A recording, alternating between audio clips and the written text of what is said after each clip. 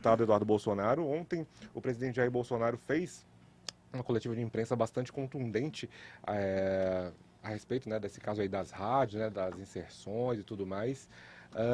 Mas houve decisões do TSE, sobretudo do ministro Alexandre de Moraes, né, questionando essa denúncia. Né, queria que o senhor comentasse essa denúncia de Bolsonaro, né, e essa decisão do TSE aí, questionando a denúncia a respeito das rádios.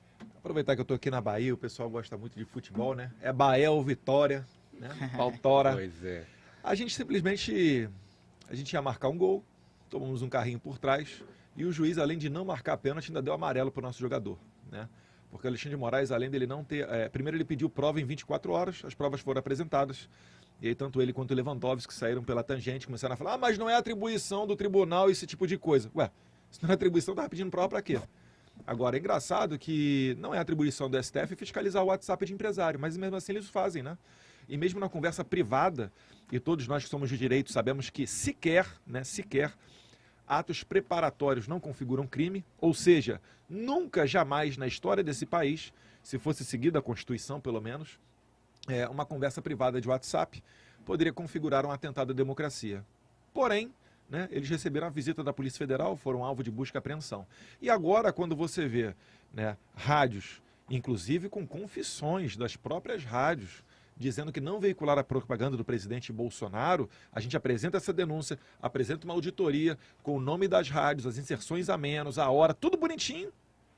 Vem o STF e fala, não teve indícios para se iniciar a investigação, e mais do que isso, o TSE ainda mandou para o STF, olha que coincidência, né? Para o inquérito das fake news, que é presidido pelo Alexandre de Moraes, essas peças, né, da auditoria feita pela campanha do presidente Bolsonaro, dizendo que ele está conturbando a eleição com fake news. Olha, não tem como você esconder a verdade. A censura, o autoritarismo, eles podem até calar algumas vozes, mas não cala a indignação das pessoas.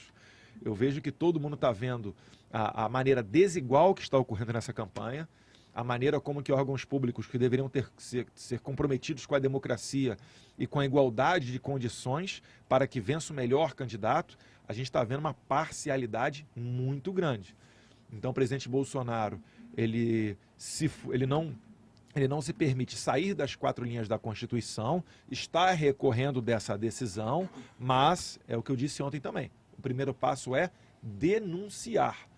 Todo mundo está vendo o que está acontecendo. A gente está indo para uma campanha onde o Lula, de maneira ilegal, teve mais inserções do que o presidente Bolsonaro. E a gente sabe, finalizando, que principalmente nas regiões mais pobres do país, onde tem-se menos acesso à internet, as pessoas se orientam muito mais por aquilo que está na televisão aberta e na rádio, que é o meio mais democrático e chega a todos os cantos do país. Tá aí, né? Estamos ao vivo aqui, né? Lembrando a todos, né? No YouTube, no nosso Instagram, no nosso Facebook, pedir pro pessoal dar like, curtir, se inscrever no nosso canal, né? E a gente tem vários assuntos para repercutir hoje, né? E aí, diante da sua resposta, deputado, o que se questiona é que as rádios não são obrigadas a responder, a exibir esses programas, essas inserções na internet. E a peça da campanha de Bolsonaro pegou essas amostras via transmissão em streaming, né? Como é que vocês rebatem isso? Existe uma auditoria ainda mais profunda nas ondas de rádio? Como é que vocês vão responder a essas acusações aí, né, do Alexandre de Moraes? Qual é o espírito da lei? É que num segundo turno, independentemente da composição partidária, você tenha igualdade de condições. Igualdade de condições é, por exemplo, se o cara vai numa rádio, a rádio abre espaço para o Bolsonaro, ela vai ter que abrir o mesmo espaço para o Lula. Isso é igualdade de condição. São veículos de comunicação. Se assim não fosse, a gente poderia pegar uma grande emissora de televisão na internet e botar o Bolsonaro o dia inteiro nela. Certamente a campanha do Lula não concordaria com isso e seria uma injustiça, né? Uma desigualdade nessas condições. Então fica muito claro que, independentemente do meio, o que tem que ocorrer é o mesmo tempo dedicado a Lula tem que ser dedicado a Bolsonaro. Ponto final. Isso vale para podcast, isso vale para rádio, isso vale para televisão, isso vale para todos.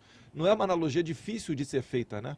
Porque só está mudando o meio de transmissão, o meio de envio da mensagem. Mas, como eu já disse, o espírito da lei é um só.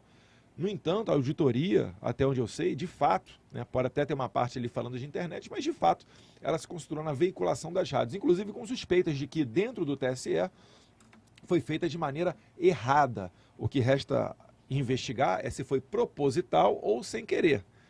É estranho porque o funcionário demitido, Alexandre Machado, que foi demitido do TSE às pressas, ele fala que desde 2018 ele alerta o TSE sobre brechas na fiscalização. Ou seja, ele alerta que desde 2018 o Tribunal Superior Eleitoral não faz nada para ter um meio mais eficiente para ver se realmente lá na ponta está sendo veiculado 50% do tempo para o Lula, 50% do tempo para Bolsonaro.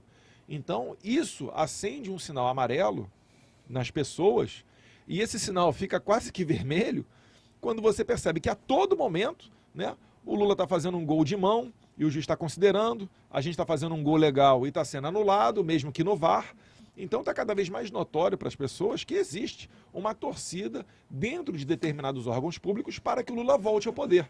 Até porque não é o Bolsonaro que recebe um tapinha na bochecha quando vai cumprimentar os ministros do STF e os ministros do TSE.